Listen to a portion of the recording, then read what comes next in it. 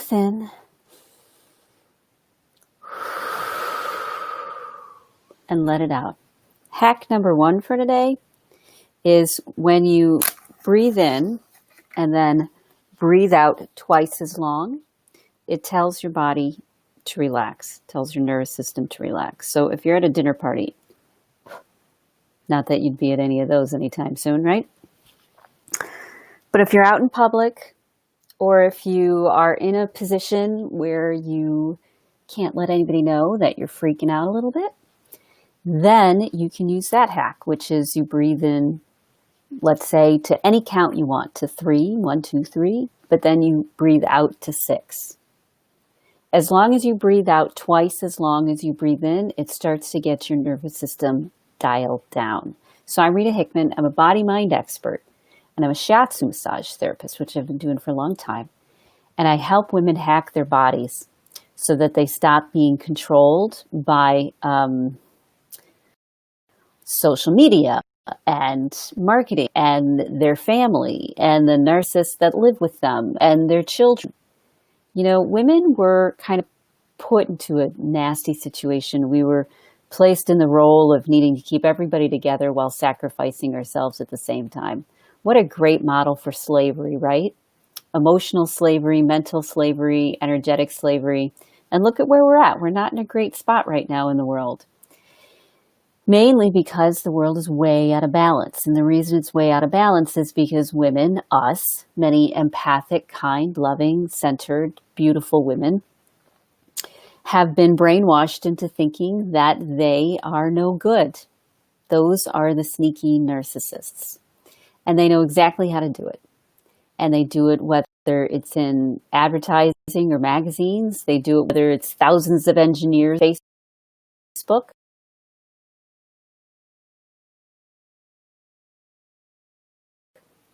Welcome, Facebook. You know, hacking how you think, how you feel, in order to get you is usually to spend money.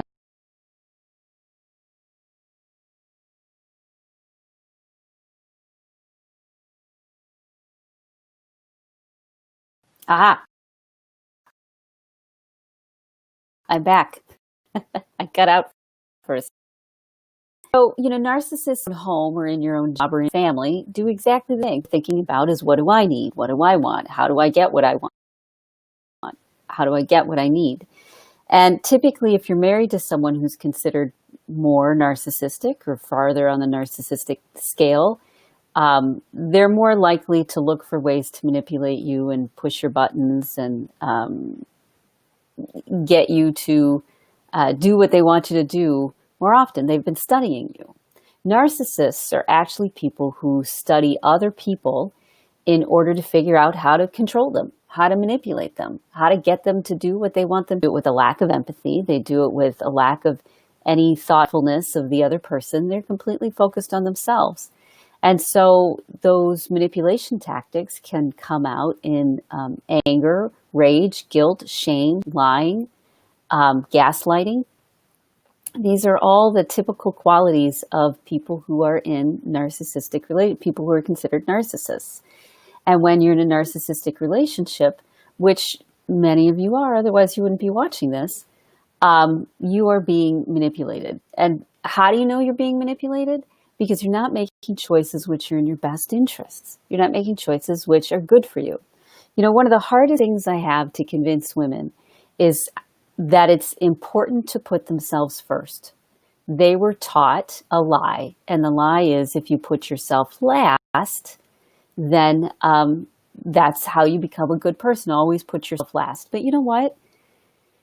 You really are a miracle. Your brain is a miracle. Your body is a miracle. How you think is a miracle. You're not supposed to keep yourself low and keep yourself down. You're not supposed to put yourself last. And really, nobody else cares. They don't care if you're happy or not. Your friends will care. The people who love you will care.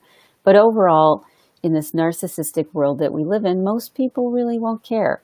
So it's up to you to start loving yourself and respecting yourself first. Now, as I said, how do you know? How do you know when you're not stepping into the person you're supposed to be, when you're being manipulated and controlled? You know that because you do the things that you don't want to do. the things that you feel ashamed of or guilty about. Maybe carbs in the middle of the night that make you feel lousy the next day. Maybe if you were like me, you just didn't eat all day. You just worked and worked and worked and worked and worked and did what you needed to get done and check mark things off the list. And intellectually you felt like, but physically you felt run down and overwhelmed, and your weaknesses would come up. We really have willpower, and it's a certain budget of willpower that we have. And if we use that willpower to please other people, then we don't have the willpower to nourish ourselves properly, to do the things that we want to do. So one of the biggest conversations I have with a lot of women is how to stop giving our power or our ideas about what life should look like, because that won't help us. To start trusting yourself, trusting that if you take care of yourself, you're going to start moving. So I was watching a Facebook. It wasn't on Facebook, but it was about Facebook and social media in general. How social media platforms, their main goal, and to keep your attention at all costs. They don't care whether they give you whether they lie to you. They don't care whether it's for you or not good for you. They don't care whether the relationship is, that you're in will make you happy or if it will make you sad. There isn't any responsibility on the part of a narcissist. I think that's the biggest key. They have no sense of responsibility for anyone. And so even though you know as an empath that the only way that we get along is by coming together and looking out for each other, narcissists don't believe the same way. And we've given them the power over time to be that way, to call the shots, to take control. And we've closed our eyes and just focused on what we were told was a good person. So the world aren't in a great space right now. We make choices which aren't in our best interest because we're just trying to cope. We're just trying to survive. We're just trying to move forward.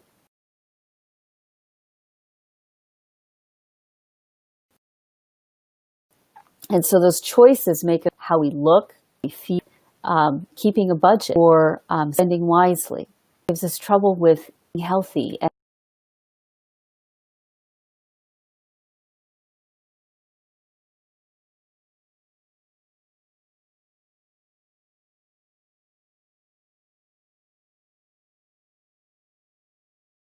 it gives us problems with our self-esteem. It gives us problems with our children getting passed down from family member down to children, down to their family, down to their family.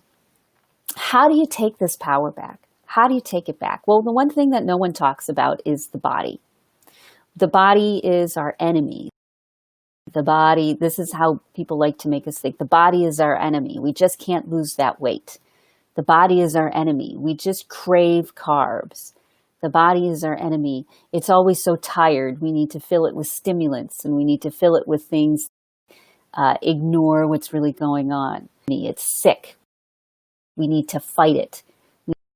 We need to keep it down. We need to keep our immune system suppressed, under control.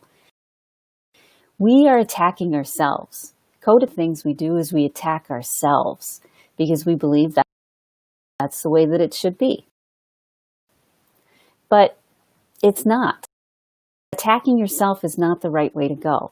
Is when you start telling yourself, you know what, choice. Thank you for drinking that bottle of water today. Thank you for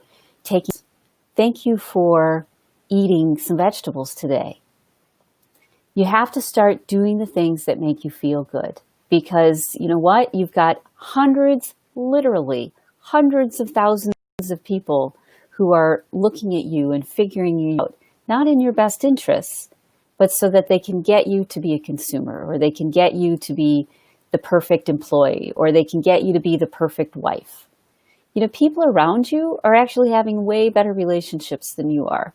They're taking advantage of you. You're stepping into the role of what they want you to do, because you know, as we talked about, that we're here to look out for each other. But you need to change your thinking just a smidge.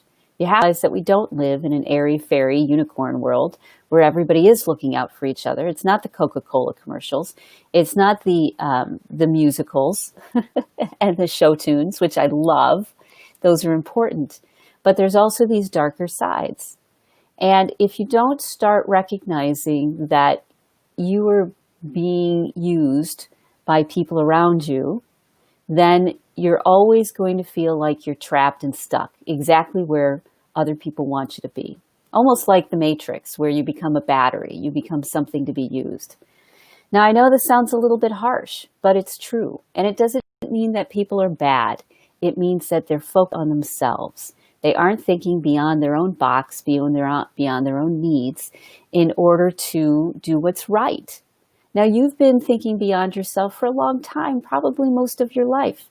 You've been looking at how can I help? How can I serve? How can I give more? How can I be more? And that's who you are. But because we've got so many other people out there who are wanting to control everybody else, including the narcissists in your life, you end up being victimized. The first step is realizing that you're being victimized and deciding that it's time to stop. And it is. And the way you stop is by doing things that are good for you, that make you feel good, that make you feel strong, that make you feel loved, that make you feel kind, that make you feel compassionate. You know, one of the benefits of going no contact that people don't talk about is that it finally gives you a sense of peace, contact, out of the stress, right? Because you decided that you're going to give yourself a little bubble where you can breathe. You're going to give yourself a little time where you can expand and think and reflect and heal and do the things that you need to do. Right now, people like keeping you on a crazy train, because if you're on a crazy train, you're easier to manipulate. That's what most people want you to do. And it's not that they're bad people. It's just that's where their focus is. That's what they're thinking. They're not thinking about what's best for you. They're not thinking about what's best for the relationship. They're reacting from a place of, what do I need to do right now in order to feel in control? So it's up to you. You know, it's up to you to decide you're going to love yourself. You're going to respect yourself. You're going to take that time for yourself. You're going to give yourself the precious gift of quiet, even if you tell everyone else to go to hell. Because that's one of the benefits when you start to say, I respect myself enough that I'm not willing to have this experience anymore. I respect myself enough to give myself some peace and some space. Okay, so let's say you do something like go no contact with your narcissist. It doesn't mean you can't change your mind. But what it does is it gives you some breathing room. It gives you a space in order to find yourself again. This is the thing that you were taught. You were taught not to have boundaries. You were taught not to respect yourself, that you would be a good person that would go to heaven and be loved and adored for all time as long as you gave up everything. That's really not how it works. That's how people who are manipulating you want you to think. People love codependents. People love them. Every job loves a codependent. Every crazy spouse loves a codependent, because codependents give everything of themselves to everybody else. That's not going to work. You're going to self-destruct. You're not going to figure it out. You're not smarter or more anything. You're a human being. And when we start recognizing that we're human beings and that we aren't batteries or tools or there just to serve, we're also there to serve our higher self. You are your higher self as well. You aren't just a sheep to be manipulated, to go over a cliff. You're a higher version of yourself, and you need to tap into that part of you and have it pull you forward, pull you into the good decisions, pull you into the words you're supposed to say, and the place you're supposed to step up to. And I'm here to remind you of that higher self. Kathy says it's true. Yes, it is true. Absolutely. Kimberly says we serve one God and higher self, not men or women. Exactly.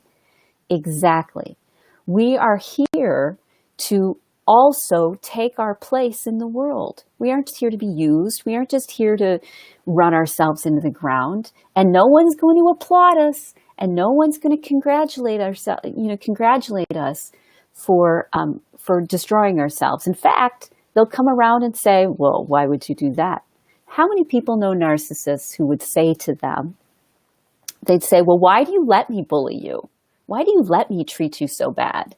And an empath narcissist is like, why would you treat me so bad in the first place? Why would this be valuable to you?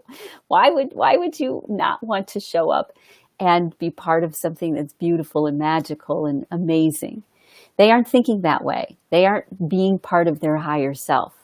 So it's not about sacrificing. It's not about coping. It's not about becoming a consumer, which people want us to be.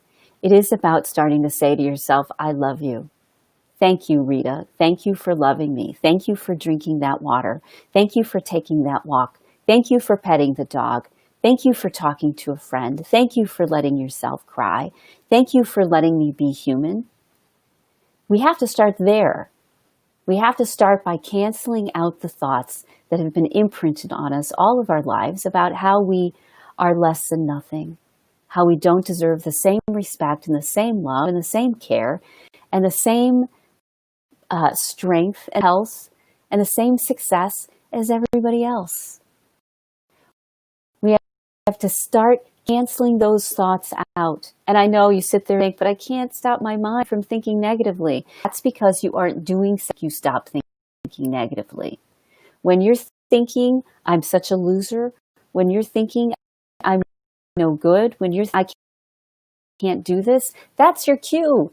It's like a child crying in the night, picking it up and being at it. You need to say, hey, what do you need? Do you need some comfort? Do you need a bath? Do you need a snack? Do you need a glass of water? Do you need a walk? Are you tired? Are you lonely? Do you need a friend? That needs to be your highest priority, because if you take care of that, have the strength and ability and knowledge and creativity to take care of all the other problems. One of the things that women don't understand is that when you truly do things which take care of you, it allows you to be a higher version of yourself. And now you're able to be the person that you want to be for everybody else. They skipped that part. When they taught you, they skipped that part. They told you to go directly to people please and serve other people and do not pass go, do not collect $200. Instead, you're supposed to just sacrifice and sacrifice. That's not going to work anymore. You're figuring that out. It's time to do something good. So today, that's what I want you to do. Here's your challenge for the day. Every time you find yourself thinking something that is not loving and not respectful of yourself, I want you to pause. As soon as you notice, I want you to pause. If you can't leave the meeting, if you're on a Zoom, pause and do something that feels good. Stroke your arms, stroke your hands, stroke your face, have a snack, have a drink of water, go to the bathroom.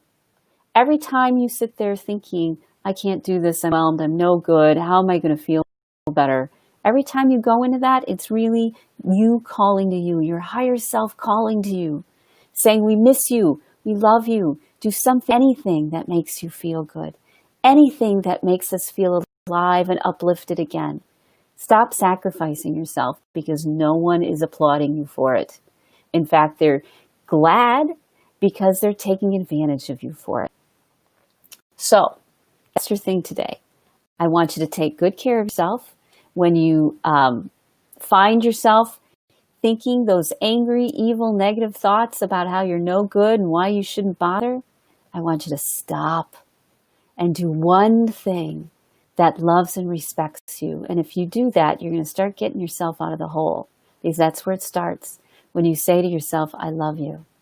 When you say to yourself, I respect you. When you do that, that's when your world changes. That's the main thing.